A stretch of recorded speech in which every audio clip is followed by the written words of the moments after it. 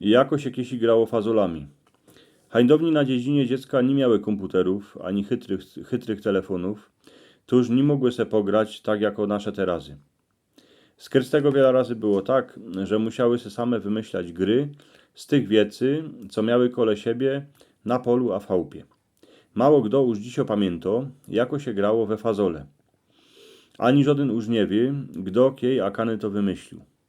Jose myślę, że to wynalazły dziecka chnet po łuskaczkach, jak się pod łaszce kulały fazole, białe, czerwione, a pstrokate. Wzięny se arch papiuru, blajsztyft, a narysowały roztomańte linie, po kierych zaczły ciść fazole. Dziepro po tym starzyk im rzekli, że te linie trzeba narysować tak, co by z nich wyszedł krzyż. Potem z każdej strony doł po 6 fazoli, a już dziecka mogły grać. Ale bai starociotka, jak to uwidziała, to blajsztyftem kapkę tych linii dorysowała, tuż dziecka zaczły zaś grać kapkę inakszy. Po tym jak się to rozeszło po dziedzinie, a po cieszyńskiej ziemi, to już se każdy te linie rysował jako chciał.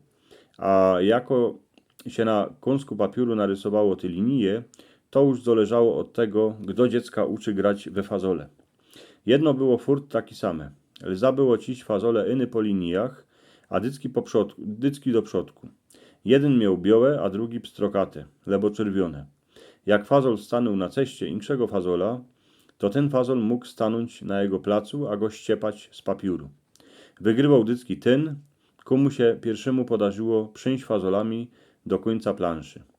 Linie se może narysować każdy jako chce, bo hańdowni w każdej dziedzinie się inaczej grywało we fazole. Zorka fazoli idzie lekko przerzadzać na poły, co by się nimi lepszy grało. Najwięcej się fazolami grało we wilki, a w owce. Na takownym krzyżu, jako widzicie na fotografii, się poukładało 20 białych fazoli, owce, a 2 pstrokate to były wilki. Trzeba było przekludzić owce na drugą stronę tak, co by ich co najmniej stracić. Wilki mogły zeżrać owce iny w ten czas, jak ich przeskoczyły.